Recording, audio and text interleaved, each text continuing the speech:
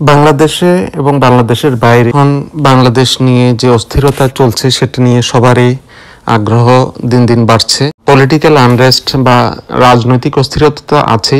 এই অস্থিরতাকে কেন্দ্র করে সমাজে বিভিন্ন ধরনের বিশৃঙ্খলা হচ্ছে, অর্থনীতিতে এর প্রভাব পড়ছে। কাজেই একটা টোটাল একটা এনার্কি হওয়ার মতো অবস্থা।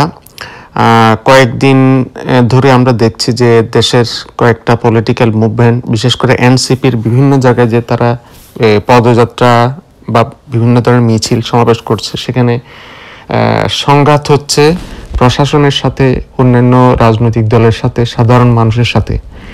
এটার কি কারণ, এগুলো নিয়ে প্রতিদিনই আমরা টেলিভিশনে বিভিন্ন টক শো দেখি বা আলোচনা শুনি, পত্রিকাতেও দেখি।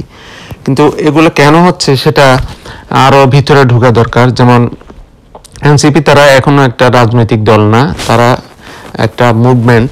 তারা জুলাইতে তাদের একটা ভূমিকা ছিল, দেশে একটা সরকার পরিবর্তনে, পট পরিবর্তনে তাদের একটা ভূমিকা আছে।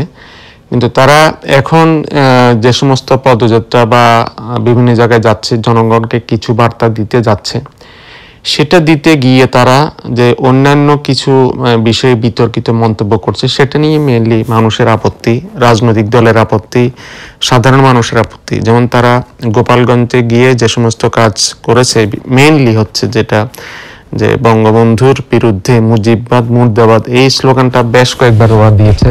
বিদেশে যেটা হেট ক্রাইম বলে, অর্থাৎ প্রপাগান্ডা, মানুষকে ঘৃণা ছড়িয়ে দেওয়া, এই হেট ক্রাইমে তারা অন্তর্ভুক্ত হয়েছে এবং এই হেট ক্রাইম ছড়িয়ে দিয়েছে। এবং এটার একটা ফলশ্রুতি আমরা দেখেছি, 5 জন নিরীহ লোক ওখানে মারা গেছে, একটা এনার্কি হয়েছে, বিশৃঙ্খলা হয়েছে।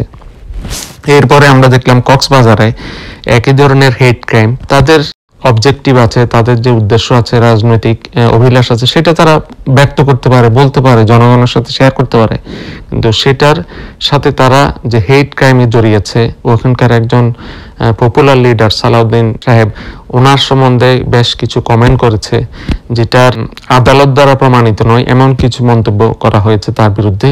স্বাভাবিক ওখানকার যারা বিএনপির নেতাকর্মী আছে তারা এটা রিয়েক্ট করেছে এবং তাদেরকে সেখানে জনসভা করতে দেওয়া হয়নি।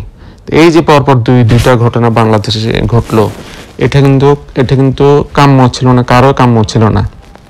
এনসিপি এখনো একটা পলিটিক্যাল পার্টি না, কিন্তু সেটা না হয় তারা যেভাবে রাজনৈতিক কথাবার্তা বলছে, রাজনীতিকদের বিরুদ্ধে কথাবার্তা বলছে, বিশেষ করে বঙ্গবন্ধু সম্বন্ধে যে সমস্ত কমেন্ট করেছে, এটা তাদের উচিত হয় নাই। আমি মনে করি তারা যদি মনে করে যে এই ধরনের একটা ক্রাইমে বা এই ধরনের একটা পলিটিক্যাল বিতর্কে জড়িয়ে ওরা পপুলারিটি পাবে বা ওদের জনসমর্থন বাড়বে, সেটা মোটেও হবে না, বরং তাদের যেটুকু জনপ্রিয়তা ছিল সেটা আরো হ্রাস পাবে।